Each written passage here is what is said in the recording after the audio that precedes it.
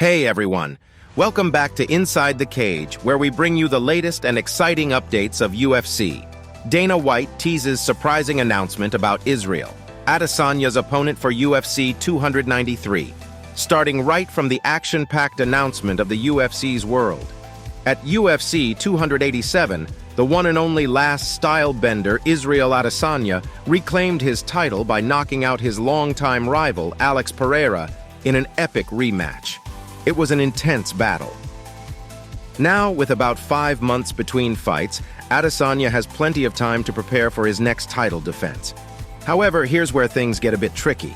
The current middleweight top contenders bout between Robert Whittaker and Dricus du Plessis is scheduled for July 8th on the UFC 290 PPV card, headlined by Volkanovski versus Rodriguez.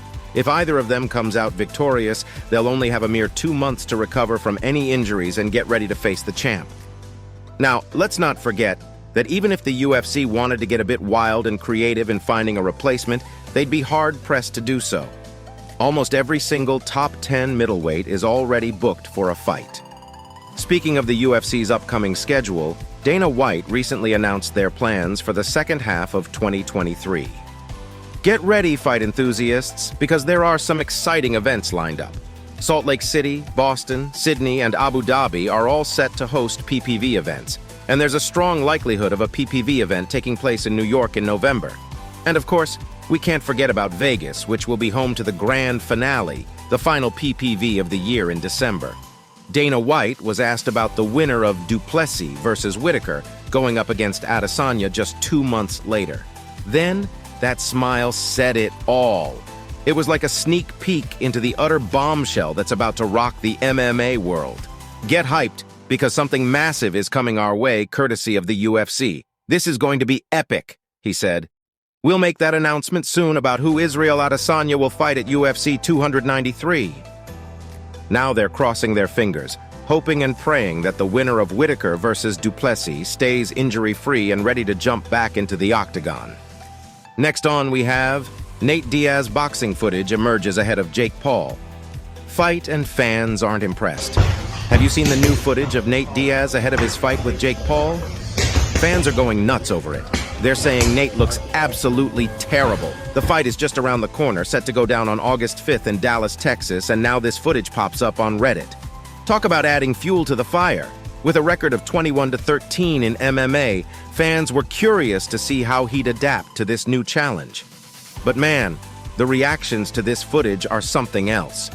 The clash between Nate Diaz and Jake Paul was announced on April 12th. Will Nate be able to prove the doubters wrong? He stated, "I don't like being stereotyped as an MMA fighter. I like the art of each art. I'm a black belt in jiu-jitsu, and I would have been a professional boxer when I was 18 years old. But a cage fight came up first, so I was stuck in a cage my whole career.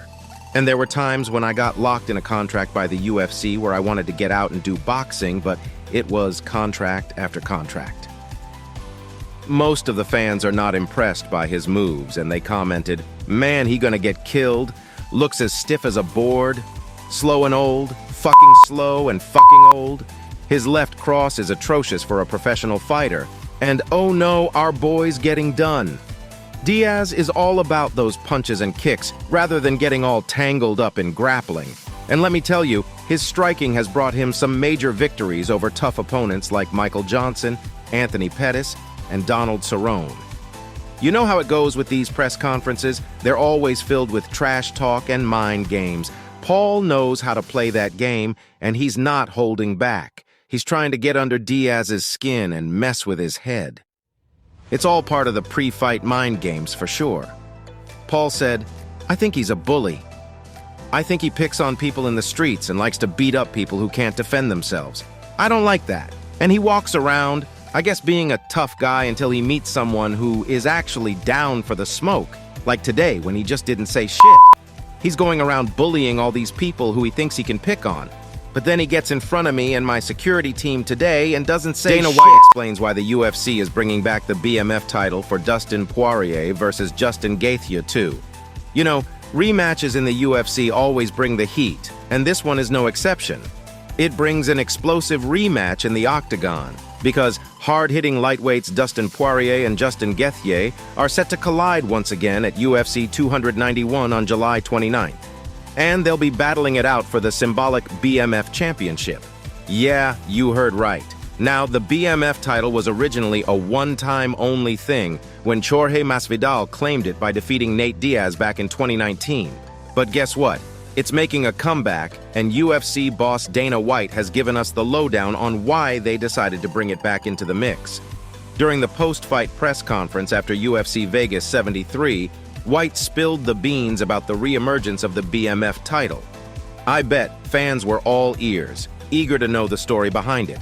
He said, "Masvidal retired, so we put the BMF up. You have no idea how many of these fighters want to fight for the BMF title. They all want to fight for that belt, so it's fun, it's different. So we'll do it again." When asked about the possibility of the BMF championship appearing for a third time, Dana White couldn't provide a definitive answer. "I don't know, when you think about coming up with it the first time, those two, Jorge Masvidal and Nate Diaz, were the right guys. And so are these. These are the two right guys for that too."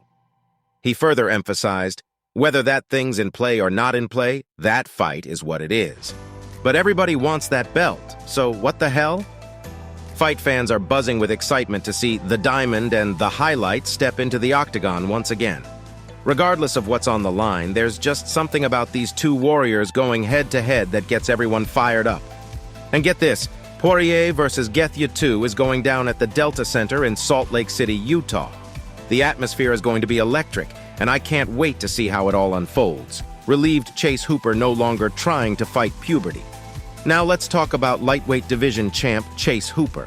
At UFC Fight Night 224, Hooper showed absolute dominance against Nick Fiore, who's a fighter from the New England cartel. Hooper swept every single round and left no doubt in the judges' minds. He showcased his skills and proved that he's a force to be reckoned with in the lightweight division. "It felt great this week," Hooper told MMA Junkie and other reporters. "I think I showed with my performance I was able to push the pace. This is where I'm starting to hit my stride, in my 7th UFC fight." However, Chase Hooper, who joined the UFC roster in 2019, had a challenging time adjusting to the featherweight division due to his young age and changing body. In a shocking turn of events, he found his way in UFC. Eventually, he made the decision to move to the lightweight division, where he is now finding success. "I was probably walking around at 185, which I was still making it," Hooper said. "The issue is that my body would stop with the diet. It would stop losing weight at about 170, 175. I had to switch the last couple weeks of my fight camps to protein shakes only. Protein shakes, and then I'd have little packets of honey before training. So I was murdering myself trying to get down to 145. I had to vegetarian that whole time, too. I was really restricting myself in and out of fight camp trying to fight puberty and stay at 145. I think in the end it was doing more harm than good. I feel great at 155 now." Looks like Chase Hooper has found his home in the lightweight division, and he's not planning on leaving anytime soon. And you know what? He's hoping that, as his performances is better in the cage, who needs those virtual punches when you're already dodging punches in the octagon, right? He said, "I started eating meat again. I started lifting a little harder. Hopefully that shows in the fight. Hopefully I'm a little more muscular looking. Not as many people are calling me skinny on the internet. I don't think I need to put any more size on, and I think it showed tonight. I was able to keep up with a guy who's been at lightweight his whole career. He's a decent-sized lightweight. He's not undersized. Neither am I. It just let me know I'm in the right spot." Thanks for sticking around till the end. Before you go, I'd really appreciate it if you could give this video a thumbs up. And don't forget to subscribe to our channel and do hit the bell icon to remain updated about all our future videos.